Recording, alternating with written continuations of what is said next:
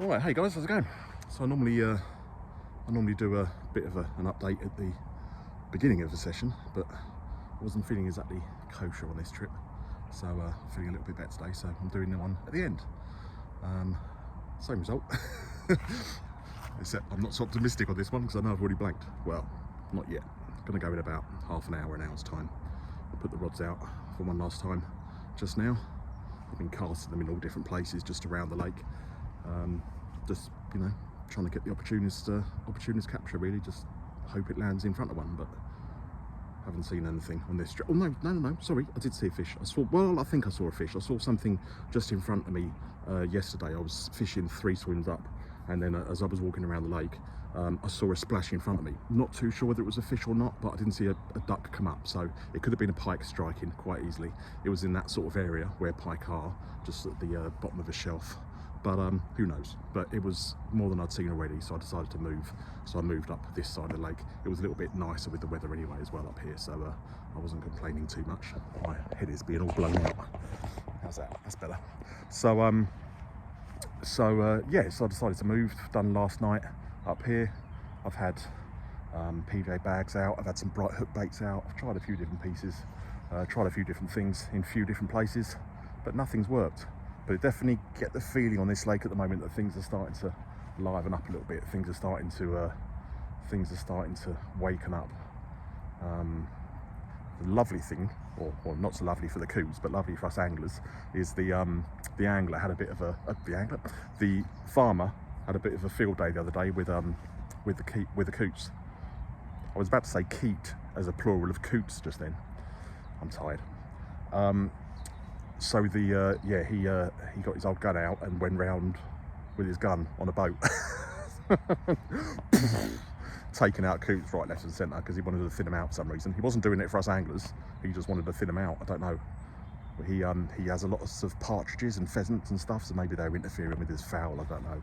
But he offed them anyway, so he'd done about, I don't know, 100, 150 coots in his boat. So now it's lovely. There's only about, I don't know, 15 or 20 of them left on a 12-acre lake, so they weren't bothering us at all. So I've been able to fish in slightly better places than I haven't been able to before.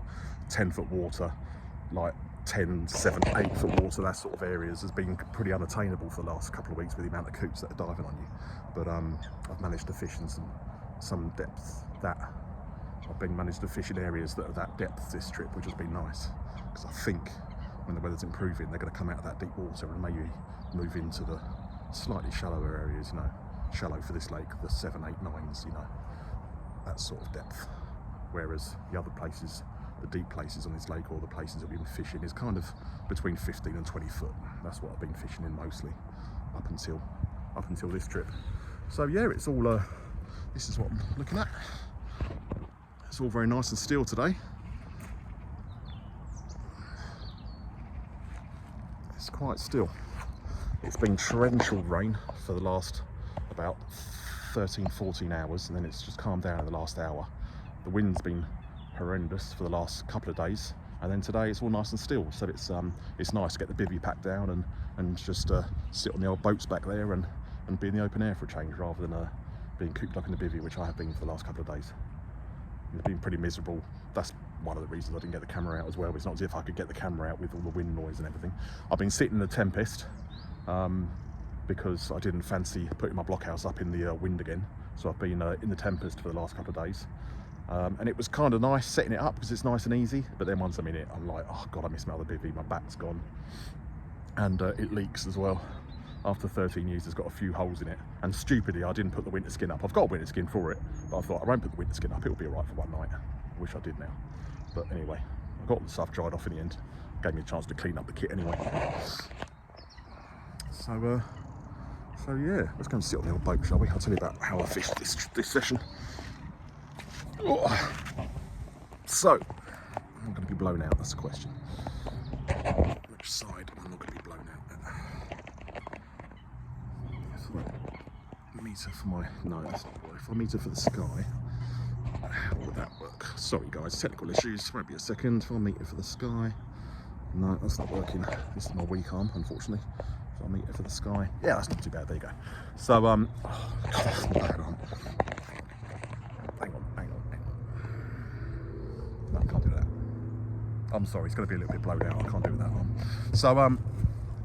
So what I did on this trip is I started off with PVA bags. I thought in the wind I couldn't get my boat out. The little Actor boat is a little bit, you know, it's great on little lakes and small lakes, but I'll be honest with you, on this lake I'm kind of finding myself wanting all the time with that boat. So I think it's a really, really good boat if you're on little lakes, if you're just on, you know, on my other, you said the name of it, not allowed to, on my other, bleep, on my other syndicate lake, it's, you know, it's only, I don't know, the widest part of the lake is 14 wraps, I think, or 13 or 14 wraps, something like that. So it's no problem at all getting the boat out with that sort of areas. You know, you're never struggling.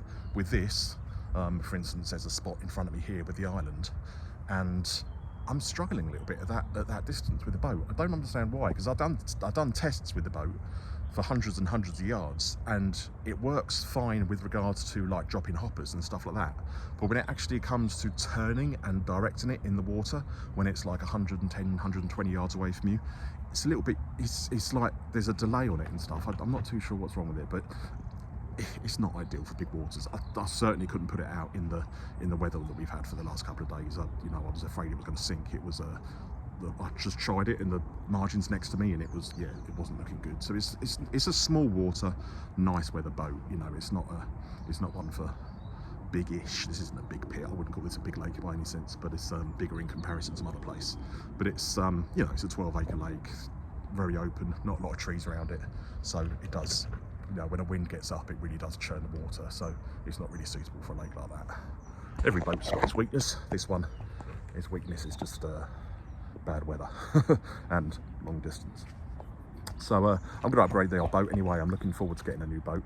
I've done my time with that one now. I only ever meant it just as a bit of a toe in the water job. You know, I just wanted to test out how I'd feel fishing with a bait boat, because I wasn't sure I was going to like it. But now I've done like a season and a half, 2 seasons with it now. I really like using the boat. It's got its benefits. I don't always use it. I've been casting on this session because I had to, and I've quite enjoyed casting for a change. So, you know, it's just another weapon in the old armoury, isn't it? It's a nice to have.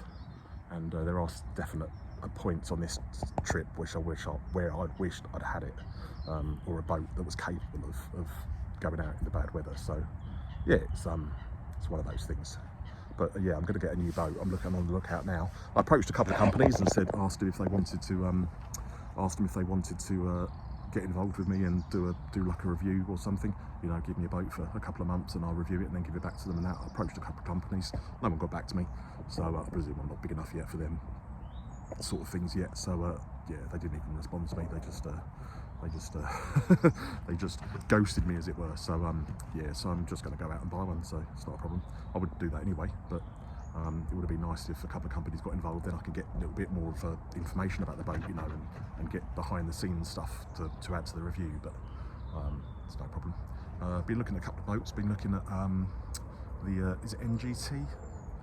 What's there's a company, I forgot what the name of it is now. There's a company that does lots of kind of advanced electronics things. They're like big into the gadgets. They've got head torches that connect to alarms, that connect to other things. I've forgotten, is it NGT? I forgot the name of it, but they've got a boat anyway. They've got a boat that's £500, and then if you add on the sonar and the rest of it, I think it's another 250. And who's going to buy a boat that's not, you know, who's going to buy a boat that's got all the sonar and everything attached to it and then not spend the money on the extra sonar? So, you know, it's marketing, isn't it? So that's a £750 boat. That looks like a fairly nice upgrade from this one. I've seen the boat in action, and it looks like a fairly good boat. So yeah, I'm thinking of getting that for the next one. I don't want to go. I've seen the RT7, and the RT7 looks fantastic, but I don't want to go out and I don't want to go from an Actor to an RT7. I'm never going to appreciate it otherwise. So I'm going to kind of move my way up. I think I'm going to go for this. Is it NGT? I don't know. Whatever this boat is. I'm going to go for this one, and then after that, I might do another upgrade to a slightly more expensive boat after that, and then a couple of years after that, I'll go for the all singing and all dancing RT7 or whatever they've got out at that time. So that's the plan of action for boats anyway. I was going to tell you I fished this session, didn't I? So yeah, I started off with PVA bags on all 3 rods because it was quite windy and I couldn't get the boat out. That's what sidetracked me, the boat. Because it was windy and I couldn't get the boat out, I decided to I decided to just get PVA bags on, that way I could present. I knew I was presented well in the wind. Put all 3 rods out on PVA bags, just not pub chucking, but educated pub chucking. I call it educated pub chucking. I'm casting in areas that I know roughly what's down there because I've sonarred it with a boat before. So it's kind of yeah, not just pub chucking, but educationally pub chucking. Knowing roughly in the areas that I'm landing, and as long as I get a longish drop, okay, I know I'm in deep water there. If I get a shortest drop, I know there's a shelf there, so I know I'm definitely on the shelf, or you know, that sort of thing. So that's what I was doing for the first 24 hours. The only difference I did make to my normal setup is I put flying back leads on this trip. The wind was really hacking into the lake, and whenever you get a situation like that where there's a really heavy wind on the top of the lake, you're going to get a tow underneath the lake. So if you think about that tow hitting a very light PVA bag lead, there's every chance that it could be moved. And on a lake like this where there's lots of weed and shod everywhere, I didn't want that, so I put quite a heavy flying back lead on as well, so I knew that wherever the bait landed, I put it on such a way that it wouldn't fly back too much. It'd probably fly back about, I don't know, 2 rod lengths or so, and that kept it that section of line quite weighted. So I didn't every rig that I pulled in, I didn't have any like shod or weed or anything on it, so it done its job anyway. And definitely when I was reeling in the morning, the baits were in the right. When I was reeling in the morning, afternoon, whatever, the baits were definitely in the place where I casted them. So that seemed to do the job, the old flying back leads. And then 24 hours later, after that, I didn't have any joy on the back lead, so I thought what I'm going to do now is I'm going to put out some bright baits. So I put on 2 Ronnies with a bright pink bait on one and a bright yellow bait on the other, and I did the flying back lead trick again with these, although I was using heavier leads on the end because of the helicopter rig. I always use helicopter rigs because of the helicopter. I didn't want the line behind the rig being affected by the tow and presenting the bait badly. So I stuck on flying back leads again, and actually the wind was so bad I put on flying back leads and I put on a back lead as well, just to keep everything on the bottom on the deck away from the violent wind, and that did the trick. Everything stayed put, but again, obviously no success. So that rolled on to this morning. I've done 48 hours. Yeah, so I've done 48 hours, 2 nights, and this is the 3rd day, as it were, but I'm going home in a minute. And since this morning, all I've done is I've just kept them same baits on. So I've got 1 PVA bag out that I redid, cast out, and then I've been kind of combing the area with the 2 bright hook baits, with the lead, with the top bead on the helicopter pushed right the way up, so I can fish kind of wherever, you know. I've purposely fished in quite a few areas of weed as a little bit of something different, just to see if there's any carp, like, you know, holding up in the weed, as it were. And I've not found anything. I've just been yeah, so I've just been pushed that bead up to the top, casting around in all weed and stuff, and yeah, casted out about 8 times, I suppose, since I've woken up. 4 times on each rod, just combing the area to see if I could find anything, and no success. So I'm going to give these, what time is it? I'm going to give these baits probably another 20 minutes. Watch battery died long ago. Going to give these baits probably another 20 minutes now, and then reel in, pop home, see the wife and kids, and crack on. So yeah, hope you guys are all well.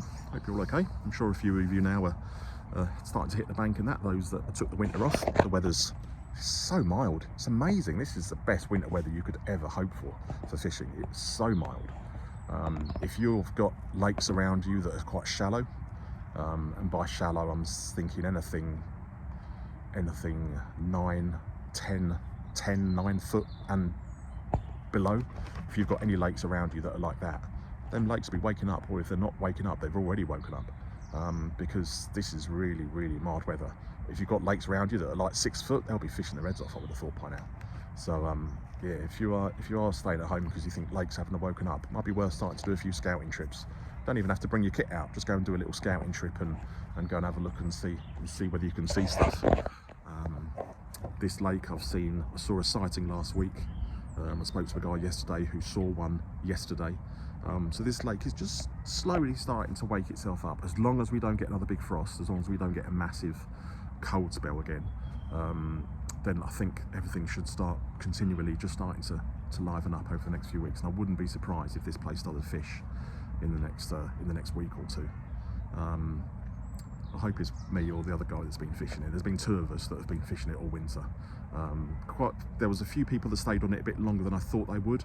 They stayed on it till like early November, but then they pulled off in early November, and then it's just been me and one other guy fishing it since November.